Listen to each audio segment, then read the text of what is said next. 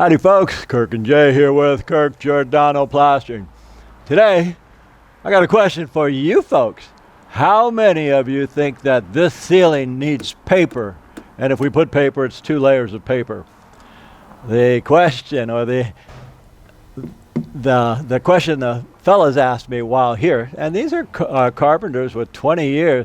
They said, Kirk, you got to paper this? And I said, no. He says, well, you papered the last one. I said, but there's a circumstance. He said, why not this one? I said, good question.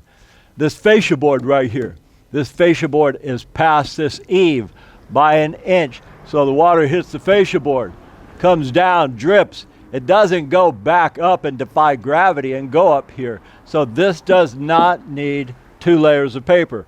We had one we did last week, and it was just here.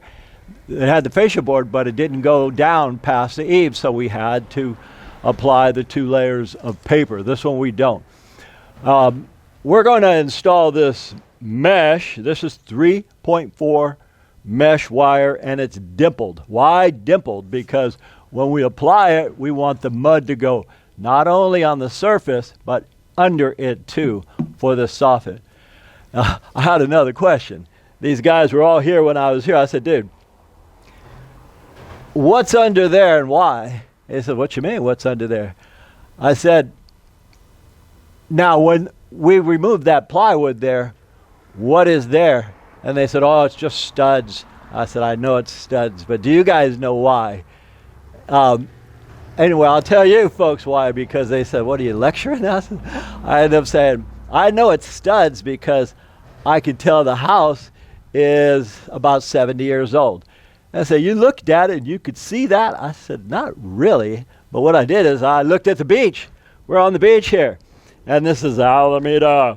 70 years ago, this was all water. And they moved it back about 3 or 4 football fields. So if this house was built 70 years ago, codes for shear wall or shear strength for lateral movement for the walls as well as the ceilings didn't apply until about 1989, around that area. So anything under 1990 is studs. I can go over all that stuff, but that's another story. Anyway, I'm going to show you how we get this. Now, this is dimpled wire, self-furred dimpled wire. And usually this is a 2-man job. And as soon as I get through popping this one piece up, or 2 or 3, Jay's going to come up and help me. Now, here's how you do this, guys. The dimples go toward the ceiling. That way, when we stucco it, the mud is under it also. It's embedded, not just on the surface. So what I'm going to do is, first thing I'm going to do is put my earplugs in. Why? Because I've stapled for 40 years, and this ear doesn't hear well anymore. That gun is loud. So let me get these little guys in. This way, when I go to clubs or restaurants, sometimes I can't hear because I'm right-handed, and I've put in hundreds of thousands of staples. Box of staples is about 10,000, and I've used about 100 boxes. Anyhow, what we want to do is we want to put this mesh on. Let's see here. Get up there. We want to put this mesh on as best we could. And let's see. Okay. I'm just going to hold that there with my head for a second. Get a staple in. Come on now. Okay. Come on now. Don't be falling. Don't sleep on the job. I'm going to get one staple in here to basically hold it. All right. Now, what I want to do is, I'm looking at the nails. They put the 16-penny nails in the rafters. All I got to do is follow those rafters. Every 6 inches, guys. I could see them. And if I could see them, a lot of junk up here. If I could see them, that's easy. So if you guys are going to do this stuff, make certain, number 1, you have glasses on, because all this crap will go in your eyeballs. And number 2, wear earplugs, or you'll end up like me. You're in a restaurant, a bar, I can hardly hear, not out of my right ear, because of shooting hundreds of thousands of staples in. It's like shooting a gun. Now these are over 2 feet wide and 8 feet long. Why? Good question. So that we could overlap. Now what I'll do is I'll overlap this. I could overlap 4 or 5 inches, but they're made to overlap at least 2. So if I overlap 2 inches, I'm good, because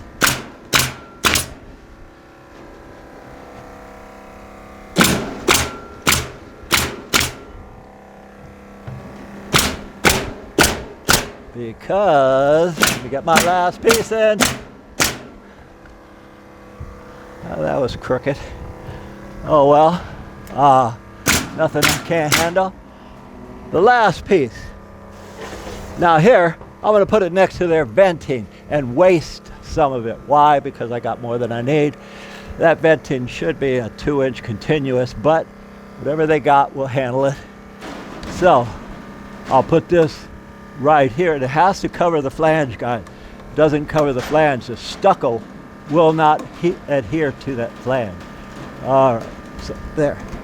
And again, all I do is follow the pattern of the nails. Let's see, get right to where I need it. That one there. This one. And it doesn't matter if you waste a little bit of wire. So, anyway, this is how you do it, guys. And remember, the most important thing is earplugs and safety glasses. This is made to go over 2 inches. If it goes over a foot, so what? It doesn't matter. That way when we stucco this, the stucco goes in between and over it also. And lastly, since I'm talking about this, how much of the nail or the leg needs to go into the joist? 7/8 of the leg needs to go into that joist. That's why I'm accounting for the plywood. So these are 1.25 inch crown staples. Anyhow, we're gonna take you a little bit further and show you some more stuff. All right, guys. Any of you professionals, you ever hear, "Where's Waldo?" What did you see that was very odd in this video? I'll give you a hint. Those are the wrong vents. Contractor's going to get 2-inch continuous vents, because when he got here, I thought, what's that supposed to be? Anyway, what I wanted to show you guys is, this is a stud wall. Now, a stud wall, say, we find the studs and we put our paper as tight as possible. And you could use whatever wire you want. This is so we don't lose so much stucco in the field. If you're interested in how to lath a stud wall, in the description, Jay and I did a video 10 years ago. It was just one big stud wall. And we show how to use paper back wire. The wire is infused with the paper and you could stretch the heck out of it. And that was used before 1990, before everything has a shear wall or a plywood or that particle board crap for structural strength. Anyway, that video that we did about 10 years ago is just as applicable today. Everything we've ever done is just as applicable today as the day we've done it, because stucco, they don't change. It's not like computers and phones. They do not change that quickly, guys. So all the videos we've ever done, same thing, same methods to achieve the same goals. Anyway, guys, my name is Kirk. Jason's on the camera. It's another 100-degree day, and we're at the beach. We're on a roof tomorrow, a metal roof, and it's supposed to be 100 degrees. And we're going to be up there like 8 to 10 hours. But that's another story. We thank you guys for watching, and as usual, we'll see you on the next one.